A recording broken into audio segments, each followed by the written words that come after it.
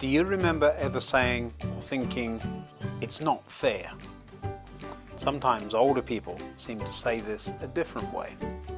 They say, "It's just not right." Life is sometimes full of things that seem all wrong, and often there is just nothing we can do about them. My name is Ian Currey, and this is Thinking Out Loud. Come on, let me tell you what I think.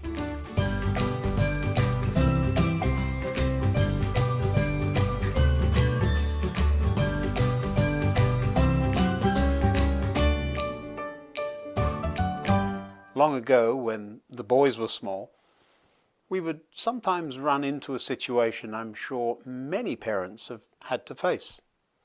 There would be one piece of cake left, but there would be two mouths eager to consume it. Our dilemma as parents, of course, was to try and teach some valuable lessons. And these might include manners and sharing and others before self. However, when it came to one piece of Hillary's cake left, all these useful childhood lessons would tend to go out of the window in favour of survival of the fittest. And in that case, a cry from whoever got to the plate second of "It's not fair" would ring out. Our simple solution was to have one of the boys cut the cake into two pieces, and then let the other choose the piece he wanted to eat. It's clever, eh? You have never seen cake so perfectly and evenly cut into two exactly equal pieces. To the last crumb. The accuracy, impeccable. Fairness, though, can be hard to find, can't it? I sometimes think about that when watching sport, although I don't do that very often. Cricket. That's what I miss, cricket. So, if the people playing whatever sport it happens to be really love the game, and presumably they know the rules, why do we need umpires, referees and judges? If you think about it, wouldn't the players know deep down when they were violating rules and trying to get one over their opponents unfairly? And if so, why would they do that? Well, sadly, life is not guided by truth, logic and justice, although that would be nice, wouldn't it? Instead, all too often, dishonesty replaces truth, bias replaces logic, and injustice triumphs over justice. But why? Why can't life be fair? Now, can you imagine our two boys cutting the cake completely unevenly and then still getting to eat the bigger piece? And that would be because the other boy chose the smaller portion. No? Why not? I know Hillary's cakes are terrific, but that would be the nice thing to happen now, wouldn't it? Have you ever heard the saying, "Boys will be boys"? It's a bit of an excuse, really. But you just know with cake how it works, and selfless, uneven cutting or small piece choosing isn't going to happen very often with small boys. In the end, most of us have at least a trace of one of those other attributes attached to our character. Selfishness, impatience, or greediness. I think I would have to identify with being impatient, at least some of the time. I really want to get on with it. Come along now, let's get this done. The "it's not fair" thing eventually develops into another question. Instead of us complaining about what we don't have and thinking that's not fair, we start complaining about what someone else has and begin to think that's not fair. If we are being reasonable, we brush that aside, but we skip forward a few thoughts and you wind up with, well, why do bad people get to do good stuff? Or as the famous saying says, why do the wicked prosper? There's a couple of stories in the Bible that illustrate this nicely, but I'm not sure there are always great answers to some of our questions.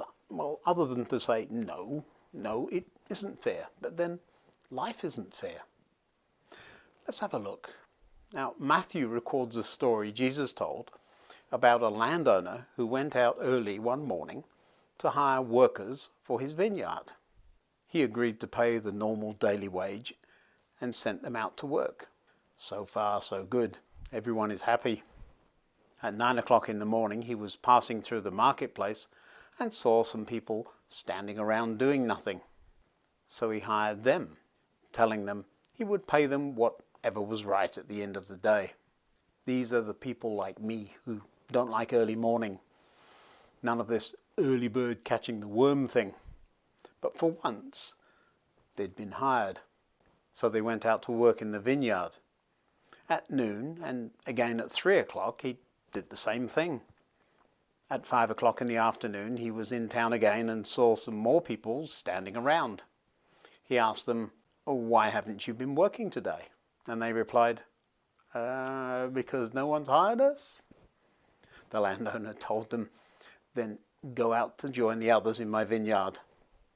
That evening, he told the foreman to call the workers in and pay them, beginning with the last workers first.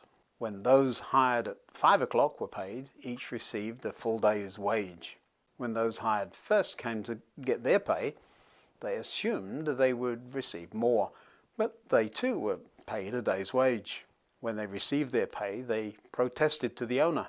"Well, those people only worked 1 hour, and yet you've paid them just as much as you paid us. We worked all day in the scorching heat. It's not fair." So these workers were quite content to be hired at the going rate, but when someone else got something more than they did, they cried foul. It's not fair. But the next jump really does seem unfair, doesn't it? When bad people, or even evil people, seem to get away with their bad behavior and even prosper because of their bad behavior. Why do the wicked prosper? Now, there's a whole psalm about this. It's Psalm 73, and there's a lovely translation of part of it. "These fat cats have everything their hearts could ever wish for." Later in the psalm we read, "What does God know?" they ask. "Does the Most High even know what's happening?" And the psalmist goes on to say, "Look at these wicked people enjoying a life of ease while their riches multiply." And then the "it's not fair" part. Did I keep my heart pure for nothing? Did I keep myself innocent for no reason?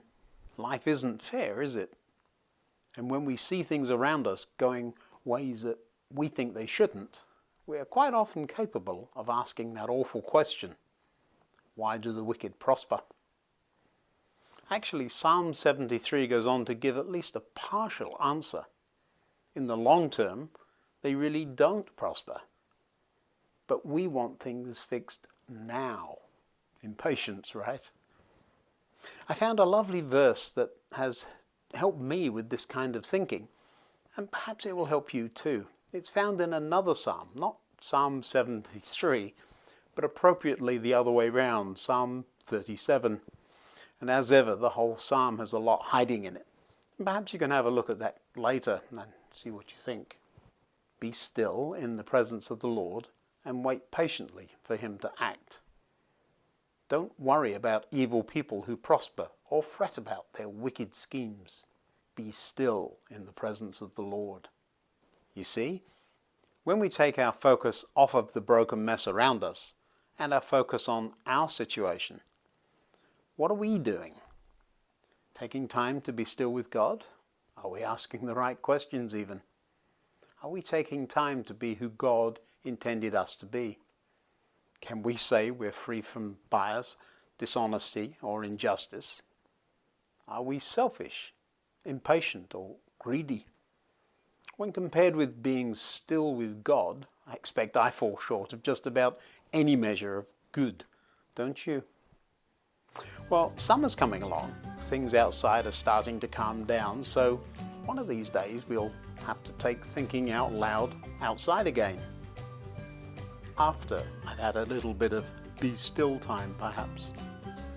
And we haven't visited the model railway in a while either, have we? Have to do something about that too. Now, if you haven't subscribed to this video channel, you can do that by clicking subscribe down there somewhere. But more importantly, if you enjoy these videos, go ahead and share them with your friends. Until next time, goodbye.